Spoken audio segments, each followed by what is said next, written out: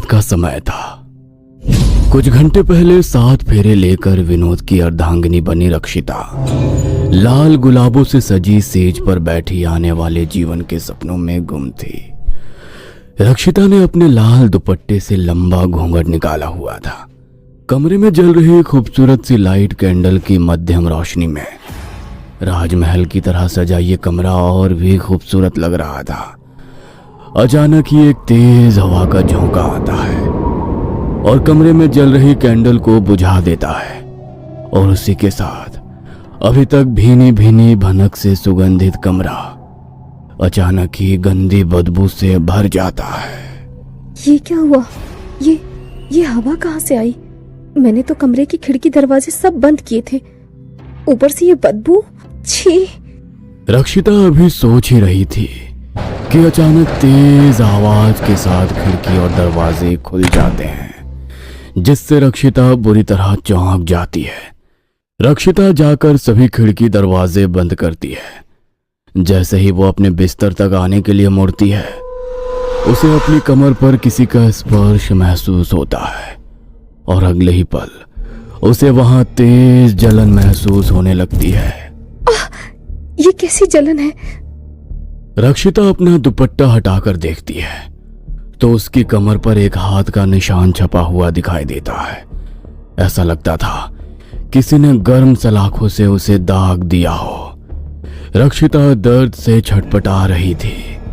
तभी एक बार फिर से दरवाजा खुल जाता है और हवा के तेज झोंकों के साथ सामने उसका पति विनोद खड़ा हुआ नजर आता है। विनोद की आंखें सुर्ख लाल नजर आ रही थी और वो लड़खड़ाते हुए कमरे के अंदर आ रहा था। रक्षिता के नजदीक पहुंचकर वो शैतानी मुस्कान चेहरे पर रखकर उसकी ओर देखता है और उसकी कमर पर उसी जगह हाथ रख देता है जहां जख्म बना था। विनोद उसे उठाकर बिस्तर पर पटक देता है और किसी भूखे शेर की तरह धीरे धीरे उसकी तरफ बढ़ने लगता है। ये क्या हुआ है तुम्हें? तुम ठीक तो हो ना? इतने बदले बदले से क्यों नजर आ रहे हो? विनोद, ऐसा जानवरों जैसा व्यवहार क्यों कर रहे हो मेरे साथ? रक्षिता विनोद के इस बदले हुए व्यवहार से काफी डरी हुई थी।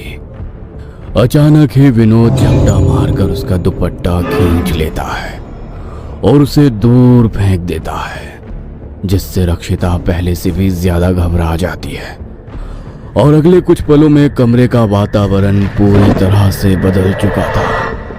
कमरे के दरवाजे से रक्षिता की दर्द भरी चीखें पूरे गांव में सुनाई दे रही थी, जिससे घबराकर लोग उसके घर के बाहर जमा हो जाते हैं। जब तक गांव के लोग रक्षिता के कमरे में पहुंचे, उसकी दर्दनाक मौत हो चुकी थी।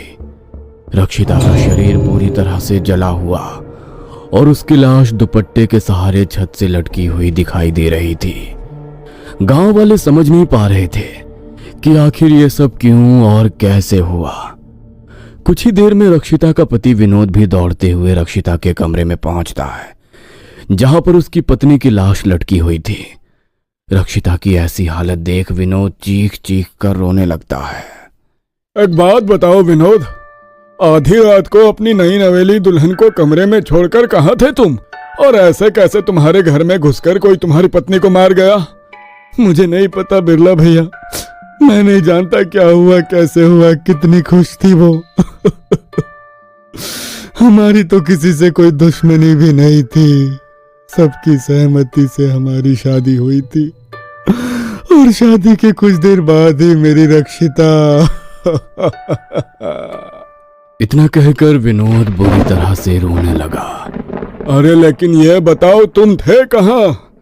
वो नई नई शादी है ना, तो मेरे दोस्त मुझे पिलाने के लिए जबरदस्ती अपने साथ ले गए थे। वहां मैंने अपने दोस्तों के साथ 2-3 पैग लगाए। मैं बस वहां से निकलने ही वाला था कि मुझे रक्षिता की चीखें सुनाई दी। वो आवाज सुनकर मैं दौड़ता हुआ यहाँ पहुंचा, लेकिन मेरे यहाँ आने से पहले सब कुछ खत्म हो चुका था। विनोद रोता ही जा रहा था। गांव वालों को समझ नहीं आ रहा था कि आखिर ये सब किसने और क्यों किया। इस घटना को बीते मुश्किल से 1 महीना का समय बीता था। आज इसी गांव में रहने वाले भुवन और चंदा का ब्याह होना तय हुआ था। पूरे परिवार के आशीर्वाद के साथ उन दोनों के पानी ग्रहण का कार्यक्रम चल रहा था। पंडित जी अग्नि के सामने बैठे मंत्र पढ़ रहे थे।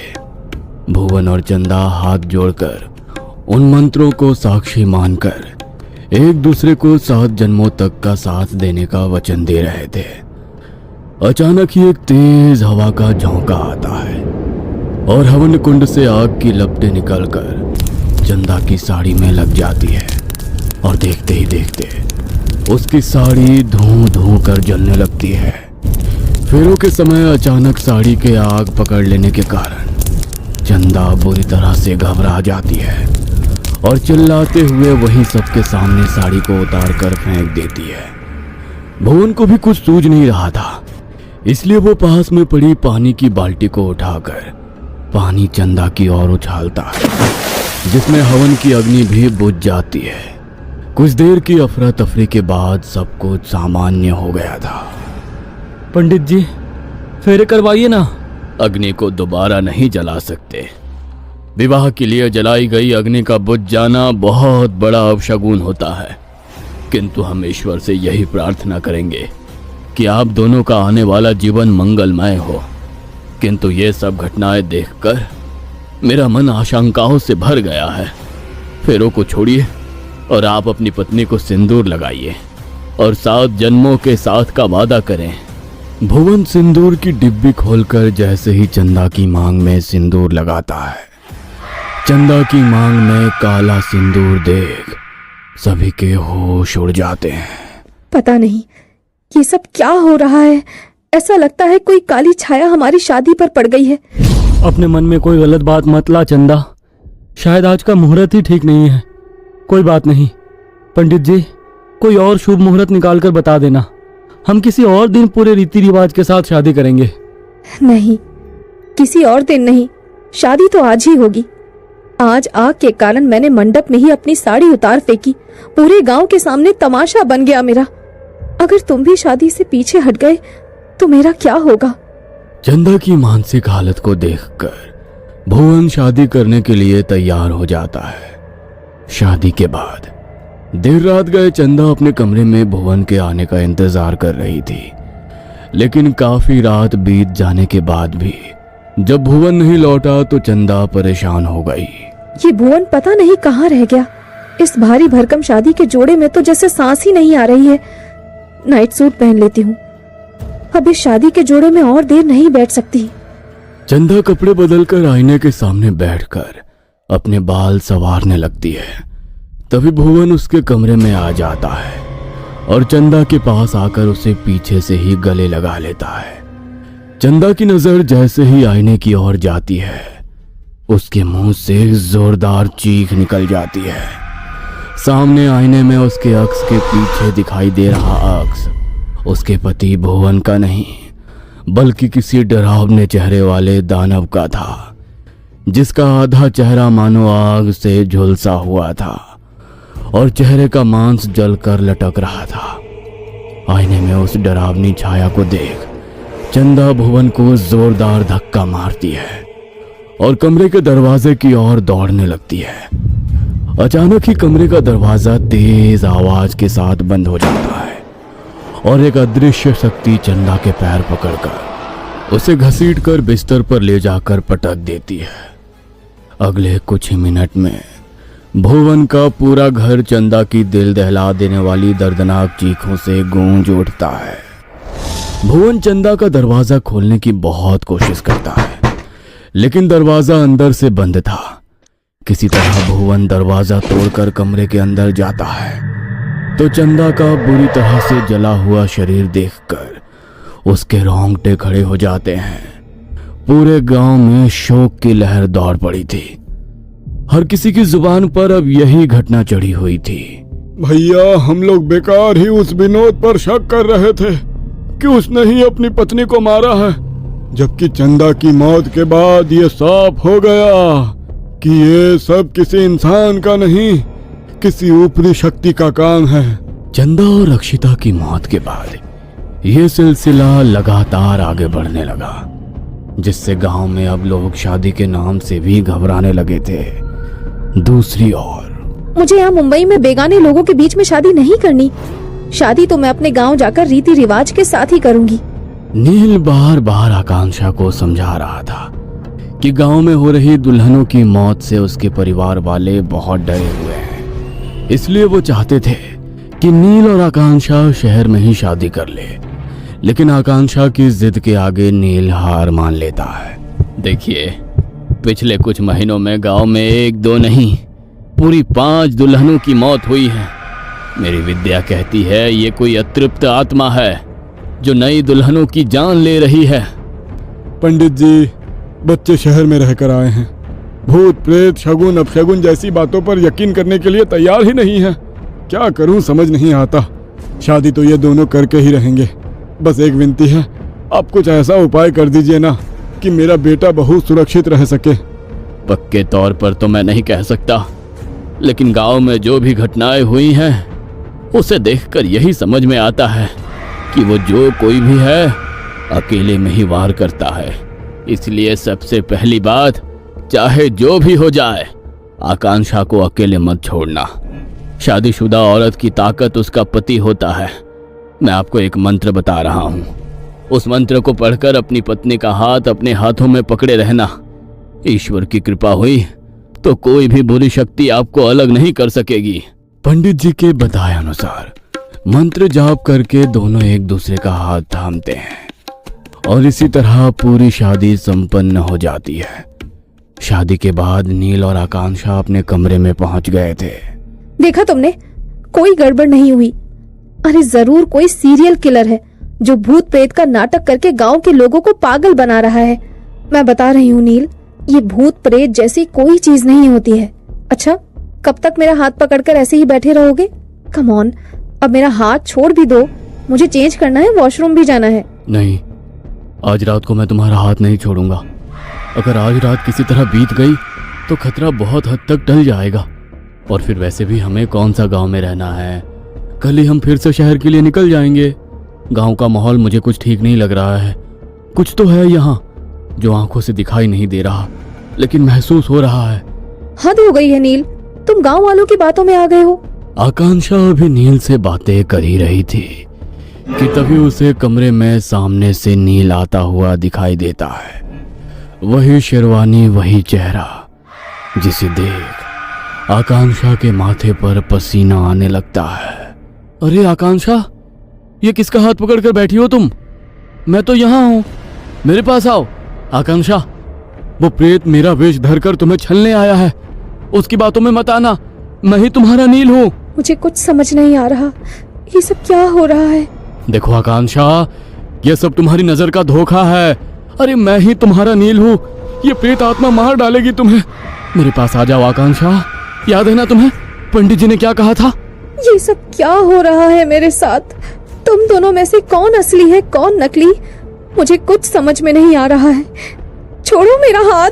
पागल मत बनो आकांक्षा, ये छलावा तुम्हें जानबूझकर भ्रमित कर रहा है ताकि तुम मेरा हाथ छोड़ दो और उसके बाद ये तुम्हें मार सके। याद है ना पंडित जी ने क्या कहा था? उसने कहा था जब तक हम दोनों साथ हैं ये हमारा कुछ नहीं बिगाड़ सकता। तभी तो मैं तुमसे कह रहा हूं ना आकांक्षा, जल्दी मेरे पास आओ। तुम इसकी बात सुन भी क्यों रही हो? ठीक है, तुम असली नील हो ना, तो बताओ वो मंत्र जो पंडित जी ने मुझे पढ़ने के लिए कहा था। नील की बात सुनकर अचानक ही नील के वेश में खड़ा वो छलावा अपना रूप बदलने लगता है और एक डरावने रूप में उनके सामने आ जाता है। चला जा यहाँ से, मैं तेरी जान बख्श दूंगा, वरना तुम दोनों मारे जाओगे। हमने क्या बिगाड़ा है तुम्हारा? क्यों मेरी आकांक्षा की जान के पीछे पड़े हो? इस गांव की लड़कियों ने आखिर क्या बुरा किया था तुम्हारे साथ? मैं तो इतने सालों बाद इस गांव में लौटी हूँ, मेरी क्या दुश्मनी है तुम्हारे साथ? छोड़ दो मुझे, हम वैसे भी कल सुबह ही गांव छोड़कर जाने वाले हैं, हमें जाने दो। कल सुबह का सूरज देख पाओगी तब तो गांव छोड़कर जाओगे ना। तुम्हारी जैसी लड़कियों को जीने का कोई अधिकार नहीं है। नफरत है मुझे तुम्हारी जैसी दुल्हनों से, नफरत। कुछ साल पहले मेरे कमरे में कहाँ घुसे चले आ रहे हो? तुम्हें क्या लगा था तुम्हारे जैसी बेहुदी शक्ल वाले आदमी को अपना परमेश्वर मानकर पूजा करूंगी? खबरदार जो मेरे कमरे में पांव भी रखा। शायद इसकी मर्जी के बिना शादी हुई है, इसलिए घबरा रही है। कोई बात नहीं, कुछ दिनों में खुद नॉर्मल हो जाएगी। दिन गुजरते जा रहे थे, लेकिन वैशाली माधव को अपने आसपास भी नहीं फटकने देती थी। वो उससे सीधे मुंह बात भी नहीं करती थी और पूरे गांव में सबके सामने उसका मजाक भी उड़ाया करती थी, जिसके कारण माधव मानसिक रूप से परेशान रहने लगा था। उस रोज माधव की शादी की सालगिरह थी। माधव ने अपनी जेब में रखे हुए पैसों से पत्नी के लिए एक गजरा खरीदा और उसे लेकर अपने घर की ओर बढ़ गया। घर पहुंचकर जो उसने देखा, उसके पैरों के नीचे से जमीन ही निकल गई। उसकी पत्नी किसी और आदमी के साथ थी और उसके कमरे से हंसने की आवाज सुनाई दे रही थी। माधव ने कमरे में झांक कर देखा। वैशाली ने अपनी शादी का जोड़ा पहना हुआ था और वो गैर मर्द के साथ हाथों में हाथ डाले बैठी हुई थी। माधव ये मानसिक आघात सह नहीं सका और उसी दिन माधव ने अपनी जान देकर इस कहानी को हमेशा के लिए खत्म कर दिया। जीवन भर पत्नी से मिले तिरस्कार, अपमान और धोखे ने माधव को जीते जी तो अतृप्त रखा ही, मरने के बाद भी वह एक अतृप्त आत्मा बनकर गांव में भटकने लगा और जो भी नई शादीशुदा दुल्हन उसे दिखाई पड़ती, उसमें उसे उसकी पत्नी का धोखा और फरेब ही दिखाई देता, जिसके कारण वो हर दुल्हन को तड़पा कर मारने लगा। लेकिन उसकी आत्मा की अतृप्ति इतनी दुल्हनों की जान लेने के बाद भी पूरी नहीं हो पा रही थी। जिस तरह से मैं तड़प तड़प कर मरा था ना, वैसे ही तू भी मरेगी और तेरी तरह हर वो दुल्हन मरेगी जो ये लाल जोड़ा पहनेगी। देखो, हम नहीं जानते तुम्हारे साथ क्या हुआ, लेकिन इतना कह सकता हूं कि तुम गलत सोच रहे हो। हर लड़की एक जैसी नहीं होती।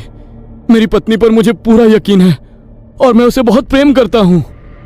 जब तेरी पत्नी को छूकर मैं अपवित्र कर दूंगा, तब भी इतना प्यार कर पाएगा उसे? नहीं ना। प्यार तो मैं भी करता था वैशाली से, लेकिन उसे किसी और की बाहों में देखने से मुझे मर जाना बेहतर लगा। इतना कहकर उसने गुस्से से आकांक्षा की ओर देखा और देखते ही देखते उसके पैर किसी रबर की गुड़िया की तरह मुड़ने लगे। आकांक्षा की दर्द भरी चीखें सुनकर नील ने उसका हाथ और भी मजबूती से थाम लिया था।